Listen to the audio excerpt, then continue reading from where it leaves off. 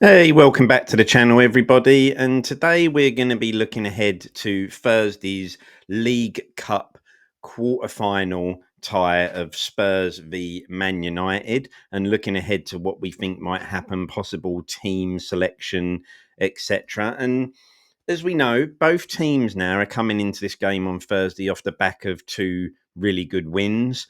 Obviously, from United's point of view, getting that win at local rivals Man City at the weekend will bring them into this game with some real confidence and some real momentum to get their season going under the new manager, who, from his time of coming in so far, you have to say United have looked much better than they did under Ten Hag. Although they have lost some games, they've kind of been a lot more solid in those games that they've lost. And previously under Ten Hag, if they were to go a goal or two goals down in games, that normally would see Man United crumble. But that doesn't seem to be the case so far under Almiron. And although the Forest game is a bit of the outlier for them, losing at home in that game, which I think they'll be bitterly disappointed about, by the way, they have looked more solid and more comfortable with him in charge. Now, I think good news for Spurs is the Marcus Rashford news of him coming out saying he wants a new challenge, and almost in theory, that lets United know that he doesn't want to stay.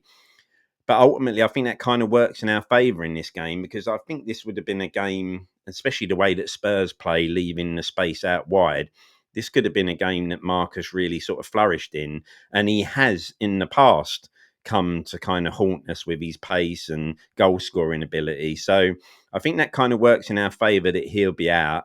I think Garnacho will probably come back into their squad if we're looking at players that United might have available. So I think Garnacho will come back, and he's a player that I think is a very good player.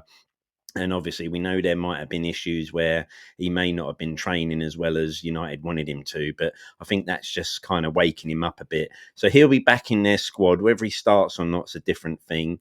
Um, so yeah, United will come into this with a lot of confidence, and they'll feel like they've got the ability to come and get a result. And I do think under this new manager, from what we've seen already, and we know that United will go and spend some money. They still need to have. It's still going to take them a few transfer windows to get this right, but I think you're coming up against a team that will spend the money if they kind of get rid of the sort of dead wood that they don't want in the summer. Then I think Almering looks like he could get them going and start taking them in the right direction. So this is not going to be an easy game. United will feel confident they can come and get something. Now, if we're looking at things from a Spurs point of view, then obviously, we know we've got some injuries, which I don't think actually would affect us too badly in the grand scheme of things. Obviously, Vicario's still injured, but Foster's there. And as I've said before, given that everyone was kind of worried about Foster coming in to replace Vicario, he's been absolutely brilliant, to be honest, so far. So absolutely no concerns with the goalkeeper. I think he's done well, so I don't feel we'll suffer any difference from having him to Vicario. I think Porro's going to play at right back, because it looks like Ndoggy went off against Southampton, but I still think they're saying that he might have a slight strain. So I don't actually see Ndoggy being risked in this game, for the fact of the longer term, that we don't now want to lose any more defensive players from our strongest possible starting back four.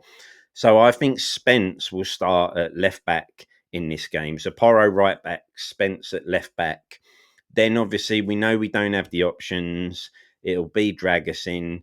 There was news that Gray had took a slight knock towards the end of that Southampton game, but apparently he seems okay. He's been training. So it'll be Porro, Dragusin, Gray, and Spence for me, with Foster in goal.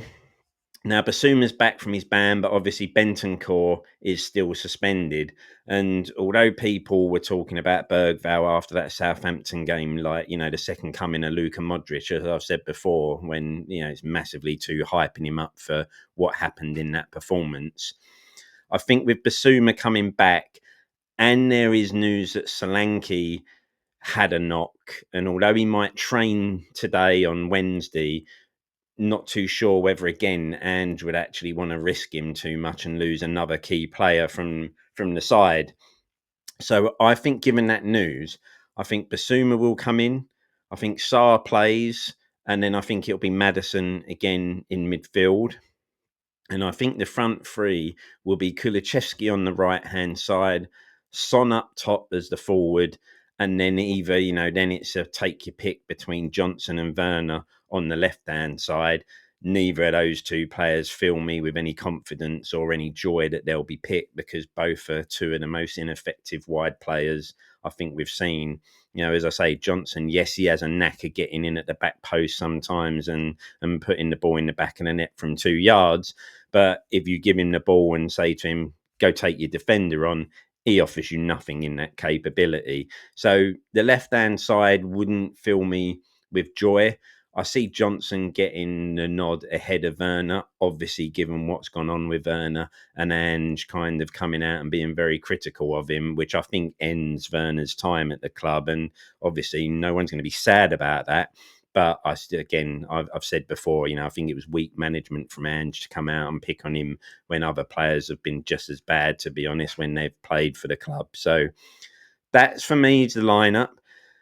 I think this game possibly could be one that, if Spurs, I think for United, they were going to need to try and see off the Spurs early onslaught. And as we know, Spurs are a team that in 10 or 15 minute spell can suddenly be 2 or 3 up and the game is then gone. And I think United are going to have to be really wary of that. I think we will come out the blocks looking to start fast, get after them, put the pressure on them, and hopefully nick a goal or two and get ourselves in control of the game. But as we saw against Chelsea, even if Spurs were to get 2 early goals, you wouldn't feel confident that the game would be done and that's it. Because there's always, like in that Chelsea game, even at 2-0 up, we saw Chelsea were getting enough opportunities and breaking through the lines too easy to make you think, well, that's it. That's the end of the goals. We'll see this out. And it could be the same with United. Even if we go 2 up early, say in 15 minutes we're 2 up, you wouldn't feel comfortable that the game's done. And I think if you're United, I think the game plan will be to come out and try and keep it tight and keep it, nullify that Spurs early press and putting the pressure on. And if United, I think, can get to, say, half hour 0-0, then my worry is that Almarin's a clever coach and he'll be working out, right, where can we hurt them? What are we doing? What can we do to kind of take advantage of the way they're playing? Because as we know, we'll play high, the fullbacks will invert and there'll be lots of room out wide, which is where, like I say, if Marcus Rashford had been available for them, that was where he would worry me in this game. But they've still got players, Ahmad and Garnacho, like I say, if he plays, they've still got players that can take advantage of that. And in Bruno Fernandes, you've also got a player who can, use his passing ability to set those attacks going. So it's a real interesting game. I think there's going to be goals in this game, that's for sure. And you wouldn't be surprised to see this one go to extra time and even maybe penalties. I'd like to think Spurs might have enough to nick this on the night. Like I say, United are still in that learning phase and the manager's still trying to find out about what he's got and his players at his disposal. Some people will try to say Spurs have got injuries, but, when you go through that team, as I've said, are the injuries really affecting the team that much? Like I say, you both got two really good fullbacks that you can select from, a decent goalkeeper. One of your three main centre backs is still in. The midfield three, if you add Basuma, Sarr and Maddison, arguably some people could say is one of the best midfield threes at the club. And in Son and Kulichevsky and Johnson, again, some people would argue that might be the best front three at the club. So although we've got injuries, are they really affecting us that much? I'm not so sure we could use that as an excuse if we don't win this game. But some will. Some will look to use that as the excuse if things don't go our way and United get the win. I think this kicks off a really, the win against Southampton was a good win. But again, I don't think you can read too much or take anything away, given that that was probably one of the worst Premier League sides and one of the worst 45 minutes any Premier League side has put in place. And Southampton are so bad, it's untrue. So I don't want to come away from that game, anyone thinking Spurs are back, this is what we can do. Madness, because you can't take anything out of that game other than it was job done. They did well, put their foot on Southampton's neck and kept it there right till the very end. But these next run of games are going to be really interesting, because I think the Southampton game was the pressure was on Ange in that game, because had we lost that game, I think Ange, there, for me, he would have been gone. But he gets a win, which obviously buys him a little bit more time.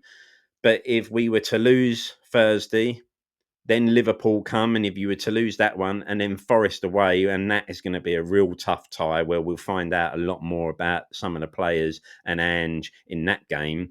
So again, it's lose Thursday, lose to Liverpool, and lose to Forest, and I think the same old questions and the same failings and the pressure is right back on Ange again as to whether he's the right man to lead this club forward. So this is a massive game. And obviously, Ange has made it clear he wins in his second season. So being at home in a quarter final is a massive opportunity to get ourselves in the semi-finals of a competition. And right now, this probably has to be the priority fixture, because we are so close to a semi-final, and then who knows, a final. With the way the season's gone, can I see us going that much further in the Europa League? To be honest, with the way that the inconsistency that we show, do I fancy us to possibly be able to go away to someone like Lazio or Atletico in a two-legged game and get that over the line? Not for me. And again, the league, we know we're going to just be up and down constantly in the league. And the FA Cup, Tamworth will give us a harder game than Southampton did, that's for sure. But again, there's a long way to go in that competition. So being as close as we are to a semi-stroke final, we need to put this as a priority competition to win and try and make the most of that home advantage, and the fact that United are still in that learning phase for a new manager. I just worry, like I say, if United can beat off that early press, I think Almiron's a manager that can work out what he needs to do to beat Ange, given the fact that Ange won't adapt, as we know. It's a difficult one to call, but I think there will be goals. I think it will be 2-2 at the end of 90 minutes. And I'm going to go for Spurs nicking it 3-2 in extra time and getting ourselves in the semi-final of the League Cup. So let me know in the comments what you think. Do you see this being an easy game? Do you see us getting the win? Or do you see United being too clever or too good for us?